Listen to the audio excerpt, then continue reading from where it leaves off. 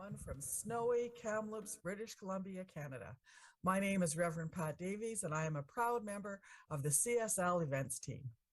Rasheryl McCreary is a CSL practitioner, a Georgetown University trained executive leadership coach, and the CEO of Tau Leadership Development Incorporated, where she has coached thousands of leaders from well-known organizations such as American Express, Procter & Gamble, HBO, PayPal, and Harvard Business School. Most importantly, Rasheryl grew up in religious science and has been a member of multiple CSL centers all over the country since childhood. Currently, she sits on the board of directors for the Arizona Foundation for Women, and she graduated from ministerial school at Holmes Institute in June 2021. Please join me in welcoming Rasheryl McCreary to the stage. Good evening, CSL. I am so thrilled to be here virtually at the 2022 Spiritual Living Convention, and our theme is Embrace the Now. I am humbled to be speaking tonight to all of you, talking about one of my favorite topics, which is leadership, but I'll be specifically talking about leading in the age of disruption. In this age of disruption, and how do we do that now? What do we do now? So, we are living in this time where there is massive upheaval and change and churn. And I like to call it big change fast after an improv exercise I do with my executive clients where they have to dodge all these different stimuli coming at them and maintain their equilibrium. And that's exactly what it feels like. We're living through big change fast right now. And, a disruption is defined as a disturbance or a problem that interrupts an activity or a process. And certainly COVID-19 has been the grand disruptor. It has upended our lives and how we do life, how we do spiritual community, how we be in spiritual community is forever altered. And so one of the things I've also noticed in all of this upheaval and disruption is I've seen unprecedented intimacy and connection through technology. I've seen our communities embrace technology and use Zoom and other tools to be connected, to have virtual community. I've seen ministers flourish in online classes and online offerings and virtual offerings, and now hybrid offerings, and back in the building offerings. And so we've also seen unprecedented use of technology for us to stay connected and stay together. We've had virtual conferences and concerts, and the Cozy Couch concert I remember from last summer. So there's just been this unprecedented way that I feel that CSL has really risen to the challenge of the disruption. And yet here we are now as this pandemic moves into endemic phase. Here we are now still with a lot of churn, a lot of polarity, a lot of different things going on. And deep within all of this turbulent velocity is divine innovation yearning to take form, yearning to break through. As leaders, we are here to allow divine innovation to flow through us and to birth new structures, new models, new ways that we can be in community together, and that we can allow the science of mind principles that we love, that we live by, allow those to proliferate and reach even more people. And so as leaders right now, we are our conduits. We are places and spaces for divine innovation to move through us out into the world and out into our centers and out into all of the focus ministries and all the ways that we express.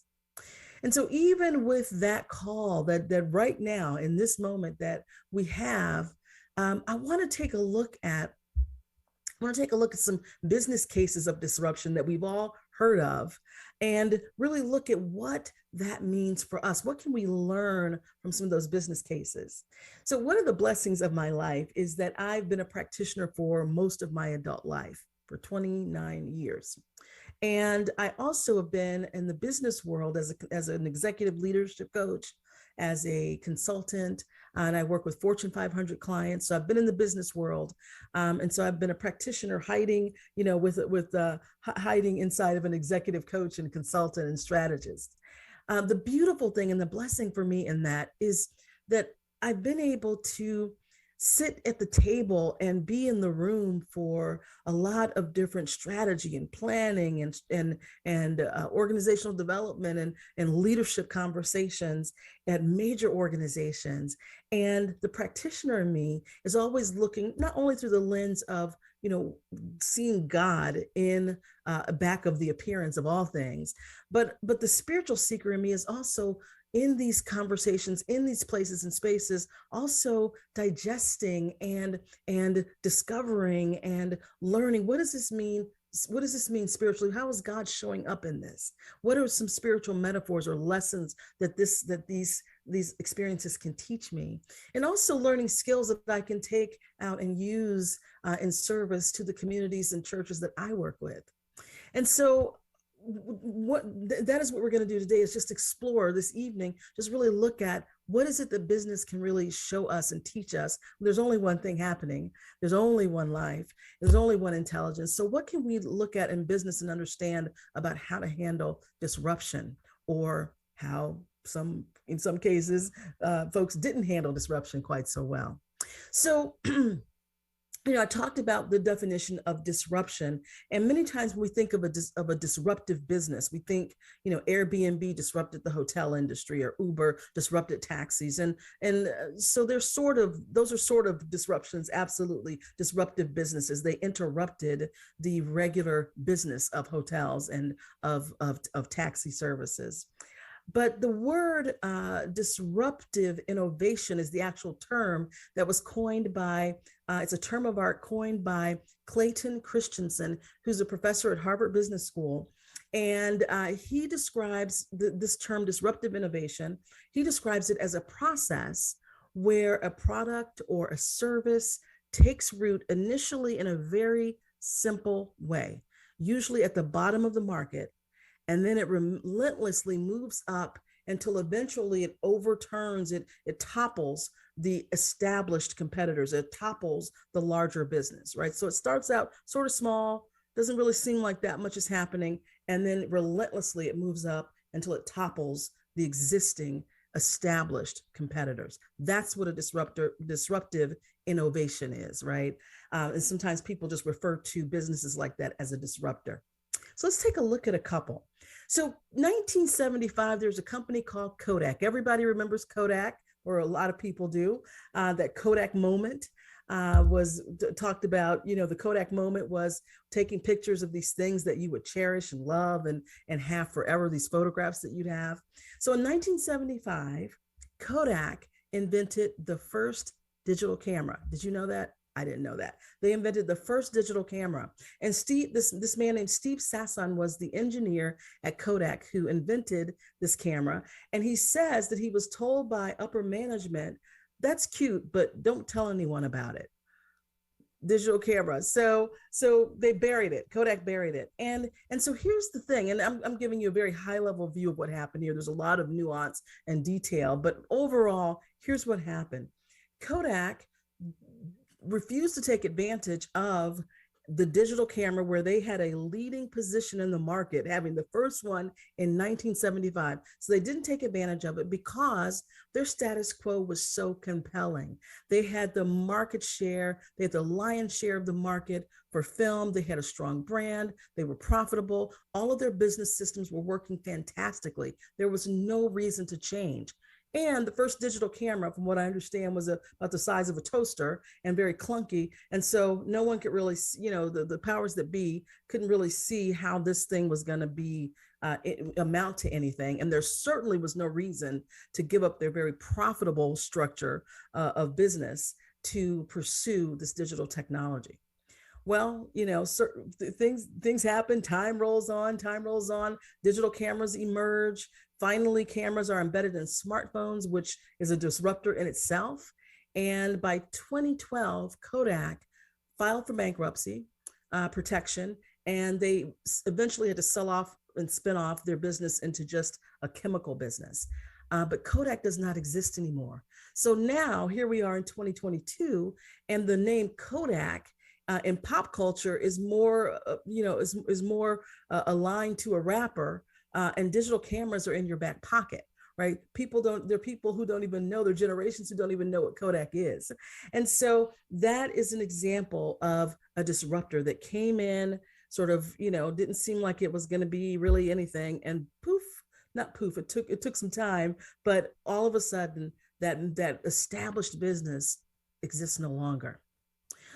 When you look at Blockbuster, 2004, Blockbuster is at its peak. It has 9,000 stores worldwide that sell or do movie and video game rental. And, Blockbuster in 2000, 4 years before that, 2000, in the year 2000, they turned down an opportunity to buy Netflix for $50 million. Netflix is worth $280 billion approximately today. But at that time in 2000, 22 years ago, Blockbuster CEO thought Netflix was a joke. He said, the dot-com hysteria is completely overblown. Blockbuster's general counsel thought, this is not, this business model, this digital business model is not sustainable. And so they did not pursue it. By 2010, Blockbuster filed bankruptcy. They were $1 billion in debt. By 2018, Blockbuster had one store left on the planet in Bend, Oregon, and I think it's more like a museum than an actual store. And today in 2022, everybody is Netflix and chilling, and Blockbuster is just an adjective. So these are two examples of companies that, again, with Blockbuster, they had a very compelling business model that worked. They were very successful. They were the 800-pound gorilla in the marketplace. They didn't have any, they squashed the competition. There was no compelling reason for them to, as they saw it, to buy Netflix, which they thought was, who wants to get DVDs in the mail for $4.99 a month? That's not a sustainable business model. So there was no compelling reason for them to distance themselves or to leave the status quo. And within 20 years, they were gone. There is a prediction that within the next, I think, decade or so, that half of the Fortune 500 will be gone. They'll be disrupted. So this is the environment that we are in, that we're seeing in business, and businesses are trying to figure out, how do we lead through this? How do we grapple through this? How do we make sure that our organizations are thriving and viable and sustainable into the future? And I think there's no better organizations to be thinking about this than spiritual communities, and certainly my spiritual community, CSL. So there's no better time to be thinking about these big questions, and how do we lead through this disruption and into sustainability? So the answer, as I see it, is divine innovation, divine innovation. And one thing I want to say and just make really, really clear, we will never be disrupted, right? Spiritual community will never be disrupted. So I just want to make that very clear. What I'm talking about is, how do we lead into greater thriving in a disruptive environment? But I am certain that the two primal needs that we as humans have will never be overthrown, displaced, or interrupted. They just may be delivered in different forms. And so our first primal need as a human is to have an experience of the numinous, right? To be connected and knowing the divine, that which created us, that which we're made in the image and likeness and out of. And our second human need, our primal need, is to be with each other, to gather and be in community. That will never be disrupted. Ernest Holmes said, we can no more do without spirituality than we can do without food, shelter, or clothing. So we are safe in that sense. But as leaders, we have to also think about, what are the methods and the means and the business models and the structures by which we lead and gather as spiritual community, and that helps us ride the waves of disruption, because we're just at the beginning of disruptions. And how do we ride that wave? And when I say leaders, I mean everyone in the audience. So whether you are leading yourself, you're leading your family, you're leading your pets, you're leading your team, you're leading your center, you're leading a team at your center, you're leading a neighborhood, a group or something like that, or you're on a board. This applies to everyone. So as when I say the word leader, I want everyone to be thinking about themselves, right? So let's talk about divine innovation. Ernest Holmes says, when we conceive a new idea, we are thinking directly from the creativity of God. And that is exactly what I think of when I think of divine innovation. Traditional innovation looks like it has sort of three steps. So traditional innovation looks like ideation, coming up with ideas, incubation, so testing those ideas out, nurturing them, and then scaling, like putting that idea out to market and scaling the business in that way. And that is fine, and that is that works, and we see it work. Divine innovation, that's these ideas of ideation and all that is a part of it, but divine innovation starts first with the understanding that these ideas are coming from the one mind, the one intelligence, the one power, the one presence that already knows. Divine innovation says there's already a solution, there's already a divine design. And so as leaders, what we're doing is we're doulaing, we're birthing, we're allowing that divine design to reveal itself through the structures and the methods and the systems that we have set up in our organizations. So with divine innovation that is also rooted in sustainability because it's anchored in oneness, there's an imperative, a first imperative of divine innovation is staying rooted in first cause. Right, staying rooted in first cause. So back to the Ernest Holmes quote, that idea is directly from the creativity of God, the one mind, the one life, the one intelligence that already knows. And typically what happens when we are hit with disruptions or trauma or things that are uncertain or instability or turbulence, what we do is we then we then get into being with people of like mind, and then and polarizing, right? We fall into, it's easy for us to fall into false thinking that we are separate from God and we're separate from each other. So when we're dealing with turbulence or unknown things or disruptors, it's very easy to all of a sudden think, it's us and it's them. It's them over there and it's us. Right. And we can very easily get into separation thinking, the left versus right, men versus women, high consciousness people go to church, low consciousness people are not at church, vaccine versus no vaccine. It's like, we can get caught up in all of this separation. And that is the exact opposite of oneness, of being rooted in first cause.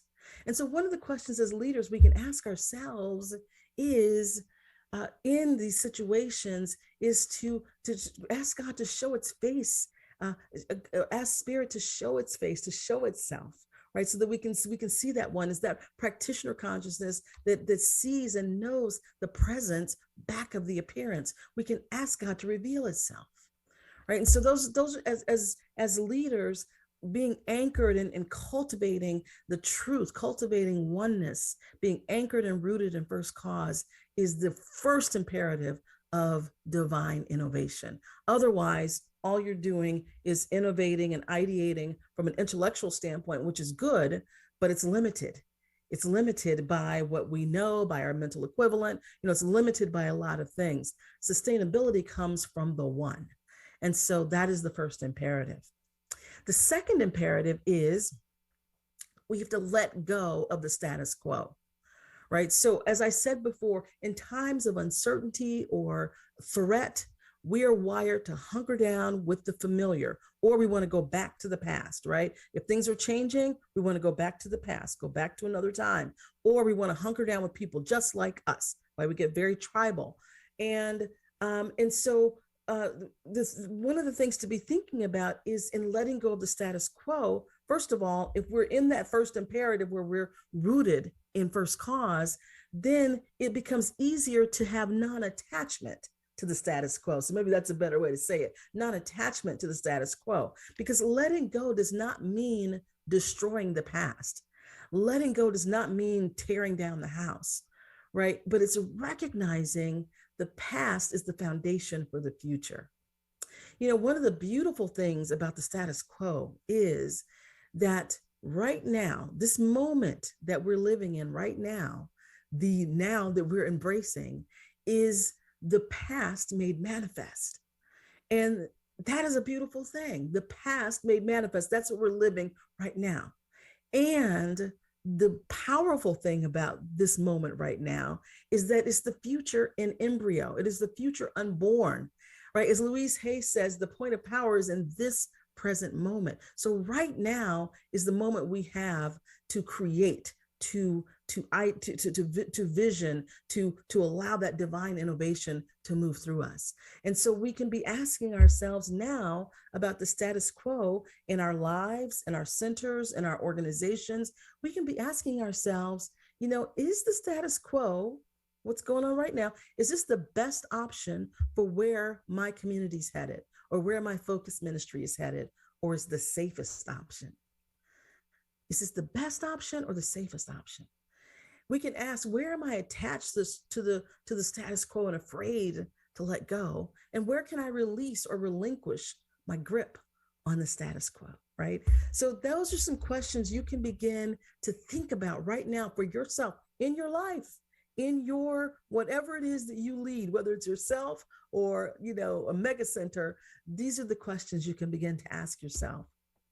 And then the third thing is, the third imperative of divine innovation is recognizing the divine gift. Recognizing the divine gift. Someone said, and I don't have the person's name right now, but there's this quote that says, innovation, it's not an idea problem, it's a recognition problem. And I thought, isn't that a beautiful thing? It's not an idea problem, it's a recognition problem. And isn't that true about life? So many times, it's not that we need to go do something like create an idea or come up with something. It's that we need to recognize something. And when we look at those examples of Netflix, of Blockbuster and Kodak, it was a recognition problem. They didn't need to create new ideas. They didn't need to create a new idea for how to be more successful. They actually had the idea. Kodak invented the idea. Kodak invented the very idea that ended up supplanting them. And Blockbuster had the idea, walk through their front door into their boardroom and say, buy us for $50 million. And so what I'm saying is that there's a divine gift right now that each of us has. It could be a little whisper of an idea, a little whisper of a program or a product or a service or a way to do community or something we want to do in our community or a focus ministry. There's some divine gift right now that is already in your awareness. And so the big question is, what is the divine gift before me right now? What do I need to recognize? What do I need to recognize? So this is one of the imperatives. And the final imperative of divine innovation is get a bigger tent. Get a bigger tent. And here's what I mean. As I said before, when we are in a threat mode or any kind of change is happening, we tend to close ranks and coalesce with people who are just like us, people that we feel comfortable with, circumstances and situations that we feel comfortable with. And that is fine. There is nothing wrong with that. We are wired to do that. That is how we as a species have survived throughout the millennia, right? When a threat happens, we have to be with people we're very sure about. So there's nothing wrong with that. And we are now at a state where we can consciously acknowledge our wiring. We can acknowledge that and make some different choices. So our imperative right now is to get a bigger tent. True innovation sees patterns where none existed before, or it sees patterns between seemingly disparate experiences and objects. And true innovation comes from multiple perspectives, right? Multiple perspectives. I was reading an article about the man who founded eBay, and I can't think of his name now. But I mean, there were like three sort of random things that sort of synergistically came together that ended up being the founding of eBay. So I think one was he wanted to build up a tech company that he could then take public. I think his wife or girlfriend was looking for antiques or antiquing online or doing something online. And then there was a third thing that escapes me right now, but these three things were sort of disparate and they all synergistically came together and boom, eBay was born. And that has happened time and time again. If you look at the innovative leaders or the innovator leaders, like the Steve Jobs and people like that, that usually there's like multiple things that are not related that all synergistically come together into whatever that offer is, that disruptive technology. And so what I'm saying for us as leaders is this is a time to have more people at the table, more perspectives at the table, more brains at the table, and not just bodies to have bodies, but really to have people who think differently, people who sharpen your saw, right, of your intellect and your thinking and your choices. And that releases an energy, that releases a dynamism in discussion and ideas, in energy and drive and synchronicity that begins to happen. And because here's what happens: the more insular you are, the more vulnerable you are to disruptive forces. Because groupthink will make you blind to what is happening. Right? Groupthink will make you, even if you have your intuition, spirit's whispering in your ear something. If you're in an insular group, you might be less likely to mention that thing, to share your intuition, because the group is not going in that direction. You don't want to go against the group. So groupthink is an absolute threat to your ability to be sustainable and to be really thriving and flourishing in these times of disruption. Because again, we're just at the beginning of a cycle of disruption. So one question you can ask yourself here is, what can I do to expand my tent? How can I expand my tent? Who can I invite in? Who can I welcome in to my tent and welcome them up to the table? So that's a question to be asking as a leader. So I want to close with Ernest Holmes' words, his vision for science of mind that I pulled from the archives, that I think is so beautiful and just such a reminder of what we're doing and why we're building, why we're looking at these business technologies, these business systems that can help us do the work that he suggested, which he envisioned. It says, the human heart longs as a hungry man or woman longs for bread, for spiritual food. It longs for that which will make it whole. And I think that's what our teaching can do. It can reveal the self, capital S self, to the self. And as leaders of this movement, our job is not only to feed spiritual food to those who are yearning for it and seeking it, but it's also to ensure and secure the thriving and the sustainability of our movement into the future. And so now is the time to embrace and harness divine innovation to birth new business models, new structures, new methods, new systems, new ways of being in spiritual community, or to augment our existing ways of being in spiritual community and fortifying the ones that we already have. Now is the time to embrace divine innovation, to grow our centers and to grow our movement and to expand our reach so that Science of Mind can be a grand disruptor, that we can be the grand disruptor, that we can help others rise up and forever transform the world around us. Thank you.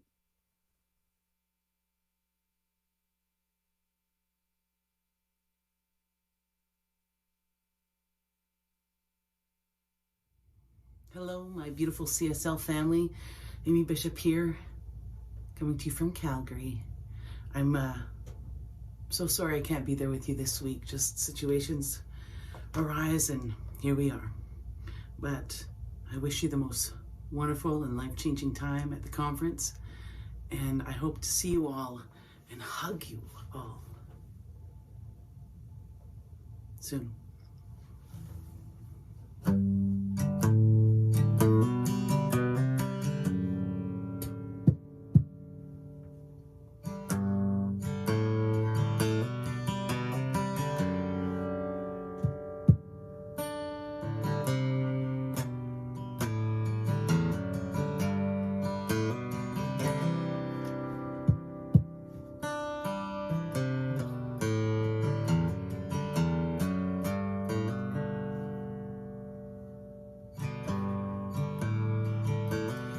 closer than a heartbeat,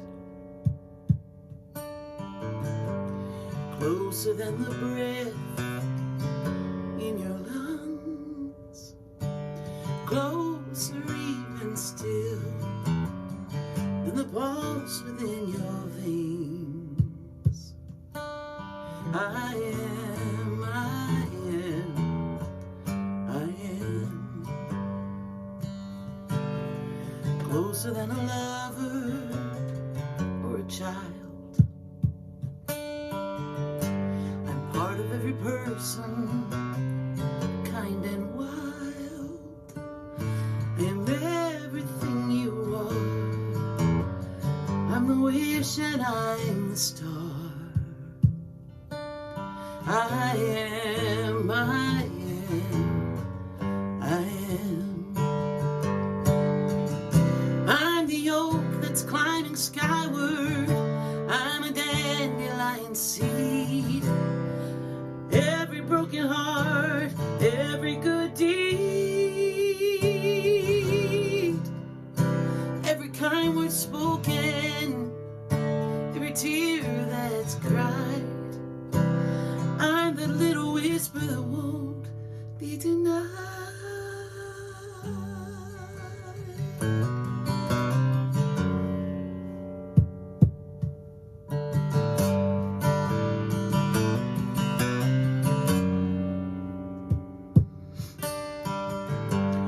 All that ever was or will ever be, passion, truth, and love, lasting peace. I am everything you see. I am you and you are me. I am, I am, I am.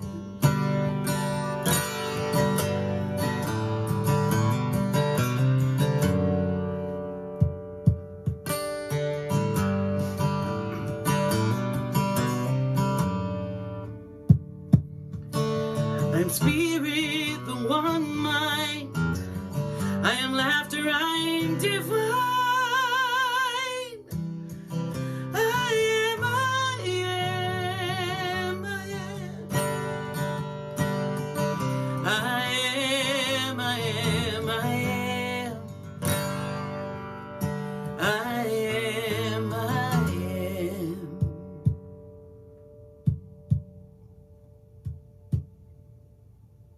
Amen.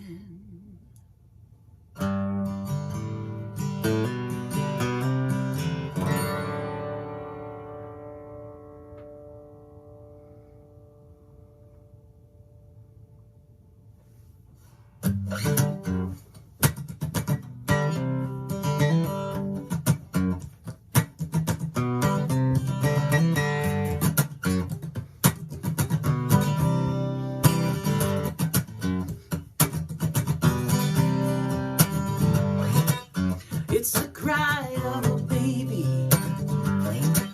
It's the whisper in prayer. It's voices and laughter.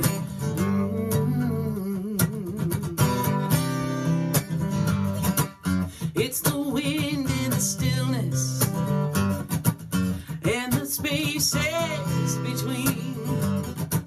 It's a spark of fire.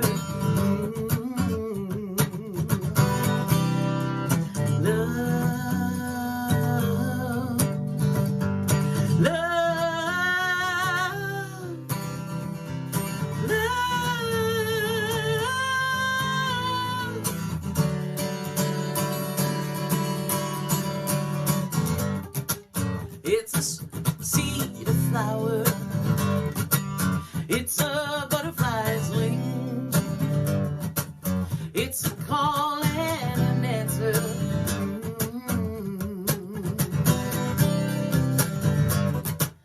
It's a breath, a stirring. It's the pulse in my veins. It moves in as and through me. Love, love,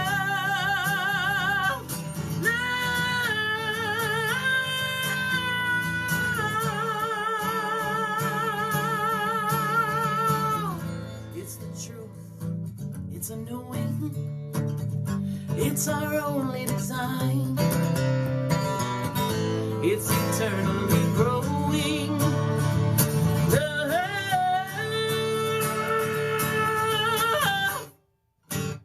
It's peace. It's power. It connects all to one. Has no end, no beginning.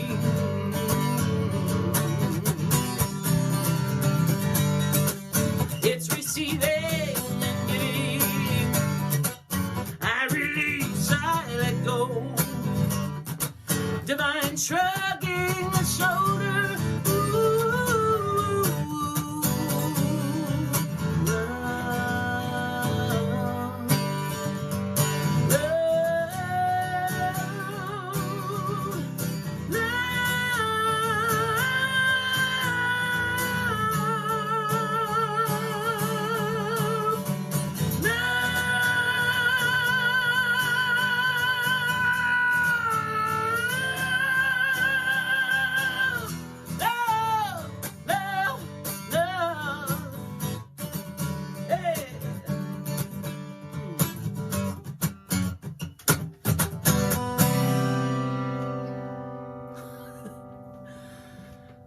I hope you absolutely enjoy your week. Enjoy Karen and Jamie and Denise and Ray and Lisa and Jay. All amazing, amazing musicians. And I know it's a team that will rock your world.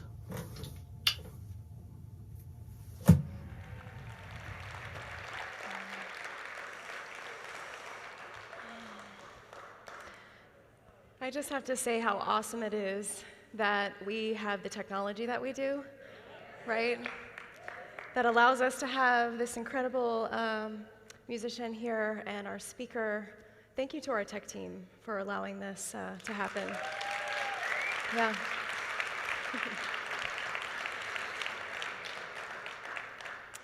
I have the great honor and privilege to introduce our next speaker, who I've actually known for over 20 years as a young adult growing up in this teaching. I admire the impact that he continues to make on so many people's lives. He is a way of making you feel like you matter. The way he calmly commands a room with the depth of his consciousness and the passion that he has for this teaching, and of course, his playfulness. He has paved the way for ministers like myself who have a passion for social issues, our shared humanity, and this powerful teaching of ours. He is the public face of Centers for Spiritual Living as our spiritual leader, and he started his spiritual journey in the 1980s with his Science of Mind classes in Hollywood, California. He is Santa Rosa's 26-year senior minister. And he has received 2 honorary doctorate degrees from our organization, as well as the Ernest Holmes Award. I am honored to welcome him up to this stage as my colleague and my friend. Please help me welcome Dr. Edward Viljoen.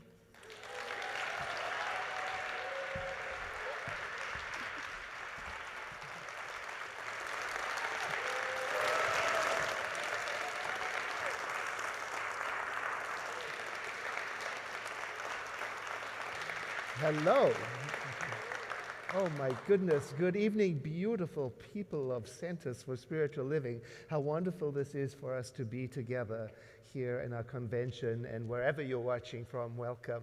It's an auspicious occasion for so many reasons for us.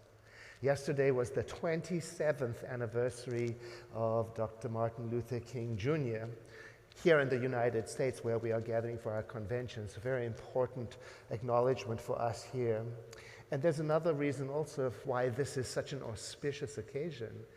This is the 10th year anniversary of Centers for Spiritual Living becoming who we are today. Yeah.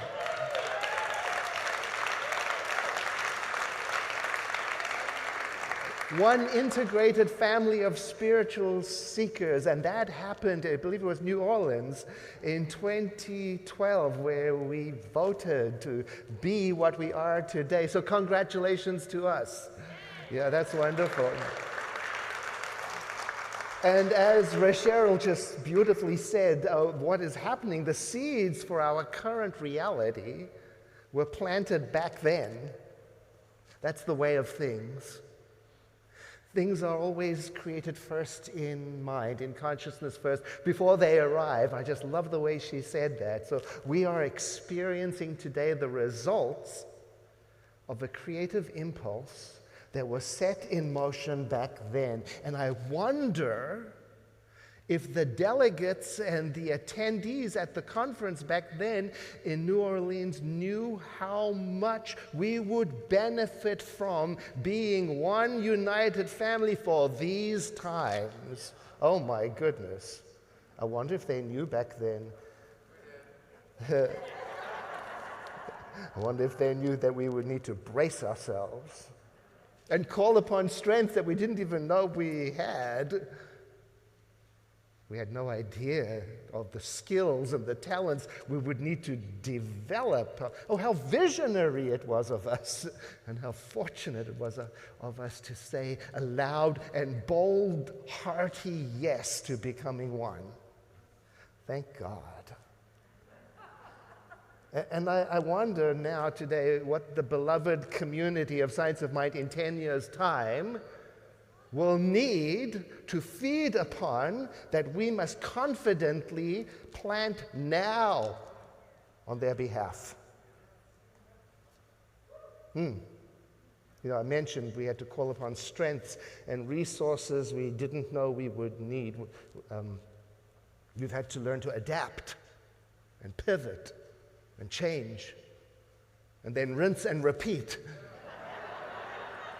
Adapt. I mean, we thought we were getting out of jail. Adapt again. Do you remember when it first became apparent that the spiritual community that we knew and understood and were good at was going to have to change and go online? Oh, I remember, I do, because it was 1 week after I was elected to be spiritual leader.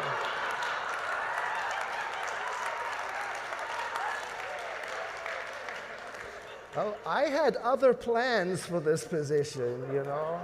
I was not expecting to sit in front of a webcam in my study at home for 2 years, no. Oh, but no point in complaining. We got smart, we got clever, we got technical and creative fast, with some glitches. Did you experience some glitches? I did. Oh my goodness. You know, one day early on in the pandemic, I was speaking to an education conference on a Zoom call, some 20 people there, and someone in my household was in the backyard, in the hot tub, wearing what people wear when they're in their own hot tub.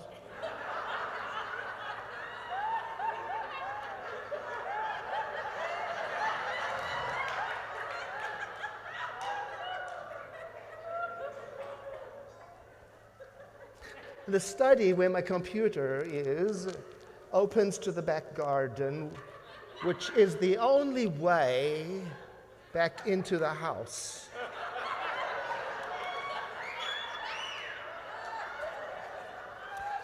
So there I am in mid-sentence talking about the power of mind, and I know. You can't make this up. And the door behind me opens and a wet person, naked, walks in. What I appreciate so much about that Science of Mind education committee is they didn't say a word. Not a word. We just carried on. And we've had to learn how to carry on, and to keep carrying on, and to help each other carry on, and to be with each other in our awkward breakdowns and challenges with forgiveness and flexibility and heart, haven't we? Whew. Ooh, I've come to appreciate some of the features of Zoom. You know, like the touch up my appearance. I'm not going to lie, I've had some concern about appearing before real life people without that filter.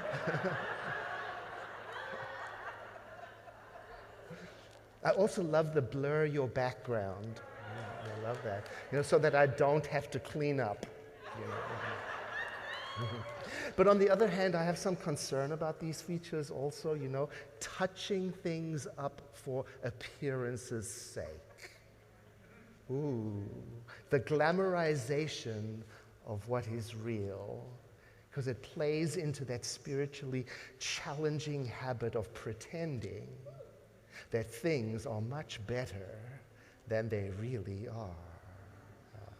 I've been reading about the impact, the complicated impact of social media on teens these days, how they are being exposed to an unrealistic view of other people's lives and feeling like they have to live up to that. I'm kind of guilty of that myself. Because, you know, I put up a shoji screen behind me when I want to mask what's going on, or that filter, blur the background, you know, when what is just behind the screen is a beautiful and realistic mess called being human. Yeah. I mean, I signed onto one of those Zoom meetings, and right in the middle of it, the shoji screen came down. It fell. To reveal what was actually going on in the study, you know. Note to self. Is this a metaphor for my life? Am I overly concerned with appearances, of how things ought to appear? Do I really need to touch myself up to appear in the spiritual community of my choosing? Do I really need to hide my mess? Is pretending that there is no mess in my life one of the downsides of being obsessed with positivity? And is that the Science of Mind message that the community of 10 years in the future will want? I doubt it. I don't want that for myself, and I don't want it for our movement. I know I can do better than hide behind a screen or a filter. I want to know that we can be present for each other in our moments of chaos and distress and disappointment, and be with the raw, complex emotions that go along with being human. And I want to plant that seed so that 10 years from now, or even right now, young and old alike will not have to hide when we are feeling sad, disappointed, frightened, angry, confused, mystified. You know, when I was younger and I first found Science of Mind, I developed, a kind of fear of negative thinking. So I avoided or hid anything that was disturbing or conflictual, because I thought it said something about my wholeness as a spiritual being. Oh, I'm so sorry that I went that way. I wish I had read these words of the activist and child advocate, what is her name? L.R. Noss. She wrote these words: "Do not be dismayed by the brokenness of the world. All things break, and all things can be mended, not with time, as they say, but with intention. So go, love intentionally, extravagantly, unconditionally. The broken world waits in darkness for the light that is you. Is that not a clarion call for our teaching? Love intentionally, extravagantly, unconditionally. Oh, plant those seeds now, because I think the beloved community of 10 years' time, in 10 years' time, will benefit from those fruits. I really do. Because things happen. And you know, we've had so much loss in this past year. What is it? Over 5 million people dead from the pandemic. And also, Bishop John Shelby Spong died in September last year. And also Archbishop Desmond Tutu, December, the day after Christmas. You know, two giants of spiritual heroism, each with their own clarion call to spiritual people like us to stay relevant and engaged and real, to stand in the glorious mess and face it, and to not hide from it or avoid it, and to love intentionally and extravagantly and unconditionally. They were not afraid to stand in the darkness and shine their light. You know, Bishop Spong was a friend of Centers for Spiritual Living. Yeah. He spoke at our Sillamar conference one year. Maybe some of you were there. Oh my goodness, I remember it. So he said something about how Christianity, for it to remain viable and to survive, had to examine and rethink some of its teachings. Oh, and we applauded. We applauded his boldness. And I remember then clapping, thinking, should the same not be true for our Centers for Spiritual Living? Should we not rigorously examine our teaching in light of what is known today so that we can stay relevant? I'm certain Dr. Ernest Holmes would. He would want that. And it's happening anyway, whether we want it or not. The difficult questions are asking themselves without permission. Because as we learn about privilege and bias and classism, etc., the world over, these questions cannot be held back. Yeah.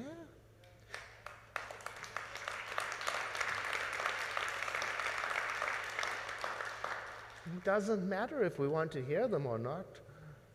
You know, a colleague of ours, a Science of Mind colleague, asked me, he's talking about himself, he said, is it only my consciousness that brought me to this place of success? Or did my privilege have something to do with it?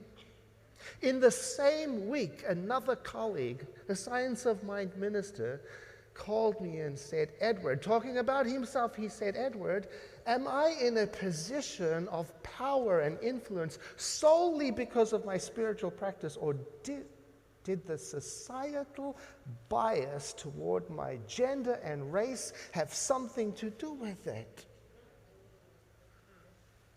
Oh, these questions cannot be stopped.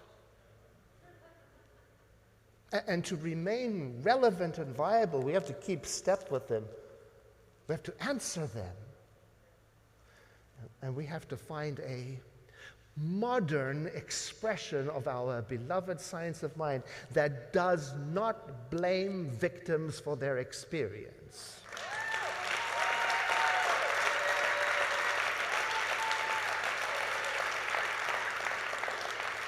But instead teaches us to have minds that can hold the complexity and the ambiguity and the contradiction of being human with all of its nuances, and to remain open to the full range of feelings that go with being a messy human being, perched behind a filter. You know, in a way, we are being invited to the table to investigate what exactly does spiritual bypass mean? And are we complicit in it? And how may we avoid teaching the next generation to look away when terrible things happen to good people? You know, the science of mind of the 1930s must and will evolve. That's just the way of things. Nobody can stop it. In May of 1992, the Science of Mind magazine published an article by Dr. Ernest Holmes which stated that the one who understands the science of mind will be tolerant, kind, and sympathetic. Now I wonder if Dr. Holmes were alive today, if he would want us to go further and do better than that. I wonder if he would expand on the idea of tolerance. I'm guessing yes, he would. I'm guessing he would invite us, the students of Science of Mind, to ask, is tolerance deep enough? Does it go far enough for one who is a practicing religious scientist? And I believe he would invite us to lean deeply into it, to go further than tolerating differences, to rejoice in them as the natural state of the universe, and to boldly proclaim to the world that our teaching, the science of mind, is a teaching of oneness, and how from the one comes the many, and that's holy, and about the thread of divinity that connects us, and how it's about the healing power of loving kindness and the sacredness of life and the equalness of that sacredness in all, and how it's about the power that we have to heal or to harm. Tolerance may not be enough for that. It's a good starting point. I mean, I can tolerate somebody I hate. Can put up with them. Oh, but when I abandon hate, tolerance is no longer useful. So I reworded Dr. Holmes's statement with more contemporary words. The one who understands the science of mind will be inclusive, compassionate, loving, and I can add, and curious, and appreciative, and radically welcoming, and fearless, and helpful, and engaged. And you probably have a whole bunch of words you can add to that as well. Oh, to take a stand for that. Yes.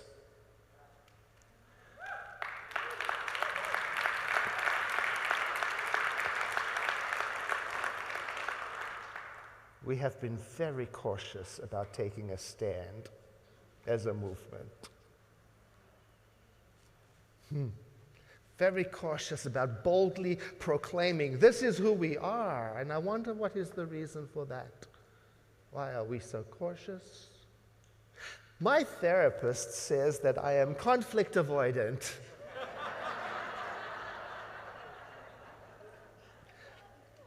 I like to maintain positive relationships with people. I like to be thought of as being nice, good, harmonious, awake. I don't like to rock the boat. The problem with that is that when something happens, and oh, something always happens, something that I don't like is always happening. And even though I saw it coming, I didn't say anything because I want to avoid the conflict. And then when that something happens, I realize my silence helped it happen. I was a silent partner when I didn't speak up for what I stand for. I see that now. I think our Centers for Spiritual Living may be conflict avoidant.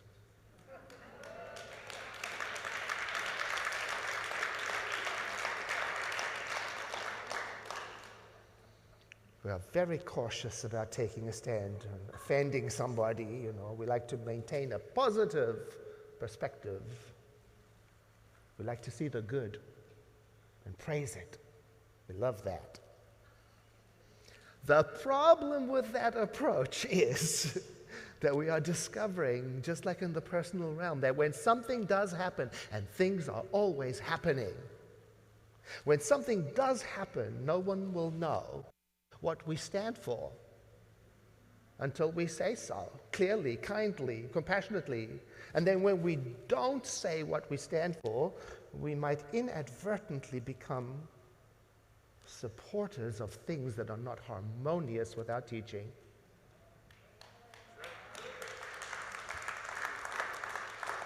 In the United States, public shootings has been a problem for a long time, and one of our Science of Mind colleagues wrote these words, and this is for a couple of years back. You can just feel the pain in the words. My biggest fear right now is that we as a nation are getting used to the mass shootings and letting it become a new normal. There are no simplistic solutions, but we need to tackle the issue. Eyes and ears and hearts wide open. This isn't right, and we need to demand that our leaders address all the components of this situation. And we can't let anyone off the hook because of finger pointing and budget constants. If it's not safe to go to an outdoor festival, a mall, or Walmart, for God's sake, then we are not the land of the free. And if we can't speak up and demand our safety, we are not the home of the brave. Oh, I may be conflict avoidant, but I love it when I know where somebody stands. You know what I mean? And I am learning in this position, I am learning that disagreement is not that terrible of a thing. People can disagree and still love each other. Disagreement, it turns out, is survivable. Being shot at a festival or in a nightclub or in a supermarket or while jogging in a white neighborhood, it turns out is lethal.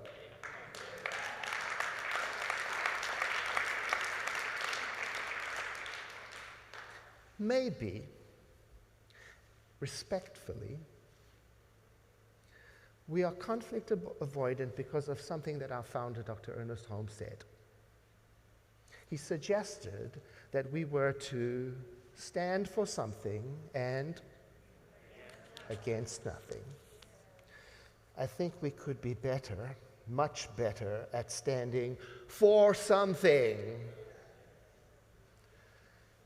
and coming out for something, or at least getting clearer on how this beloved science of mind instructs us to live in this world.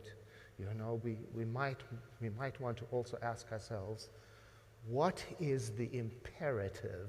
You heard Rasheryl say that?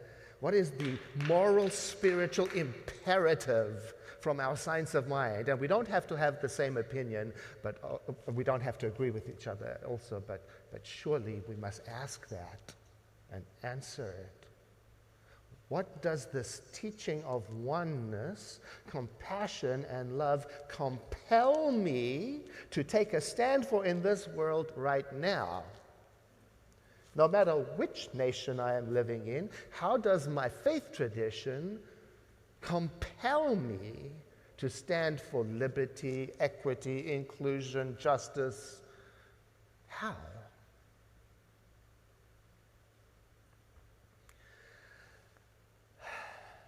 Many years ago, our movement had its annual convention. I believe it was Chicago. And one of the topics on the table was whether or not to make a statement as a movement in support of same-gender marriage. The statement was defeated because some objected to it, some expressed concern over losing membership, some said it was political and that we ought not to get involved with political topics. In that moment when we defeated the statement, in my opinion, we didn't stand for anything.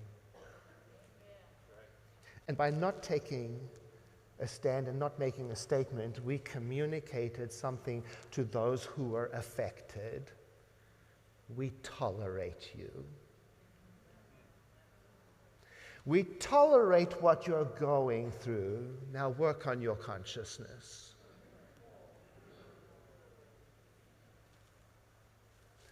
Archbishop Desmond Tutu did not tolerate tolerance. Oh no, he took a stand for the LGBTQI+ community and clergy long before it was popular for spiritual leaders to do so. And he was one of the strongest formative voices in creating South Africa's new post-apartheid expression as a rainbow nation. That's what it was called. The first nation on the planet to constitutionally outlaw discrimination based on sexual identity. And he stood for the right of every single person to vote. I would like the seed that we are planting now for the Science of Mind community of the future to be that bold.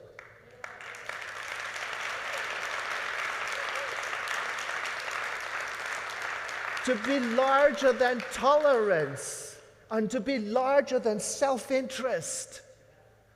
Oh, maybe it begins by allowing those questions in. What am I promoting, allowing, permitting when I don't take a stand for oneness?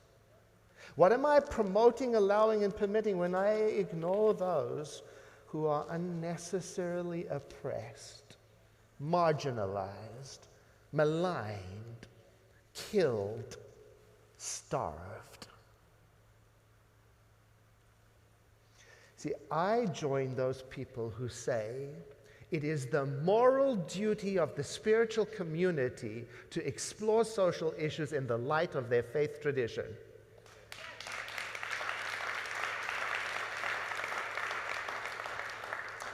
I believe that we must ask ourselves, if oneness had an opinion about racism, what would it be?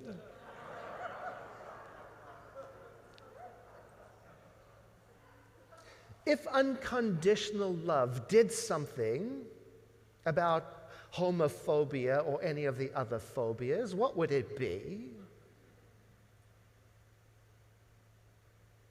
If the infinite, all-inclusive, all-knowing mind had a voice about inequitable distribution of opportunities and access to services and resources, what would it say? And then, according to our practice, listen. Listen for the answer. And if the voice says, turn away and let each of them tend to their own. If the voice says, take care of yourself first. If the voice says, their consciousness created it. If the voice says, don't think about those who suffer, it'll take you down. If the voice says, ignore those who are oppressed and marginalized, then I question if it can be the message of the science of mind.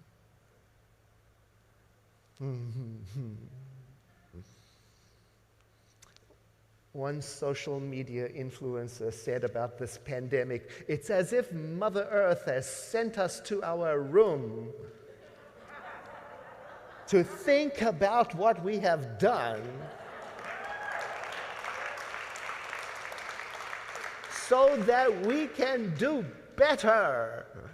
Oh my goodness, how can we do better? Look, this is a question that is being asked across societies and across faith traditions. Just watch TikTok. And you will see every day thousands of people unpacking white supremacy, deconstructing evangelicalism, challenging the effectiveness of prosperity teaching in an inequitable society, calling out the generational impact of global colonialism, identifying the damage done by victim blaming when we say, "What's in your consciousness?"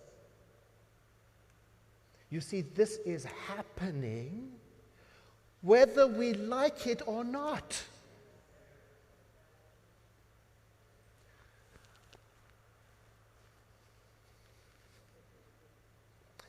An African American colleague of ours recently said to me, and I want to get it absolutely correct, "Edward, I work with Fortune 500 executives as the only African American woman in a strongly male-dominated conservative business setting, and yet I have not experienced the kind of racial and gender microaggressions there as I do in my own Science of Mind community."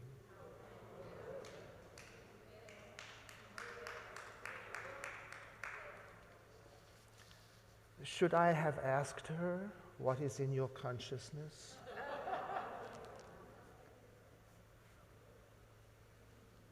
No. Or ought I to hear the uncomfortable and painful truth from one of our own that we can do better than tolerate and blame?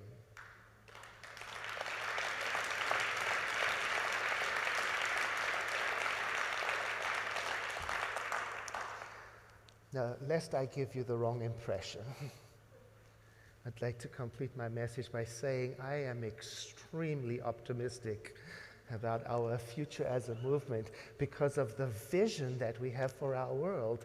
And I'm optimistic because that vision is doing what a vision ought to do. It's working us.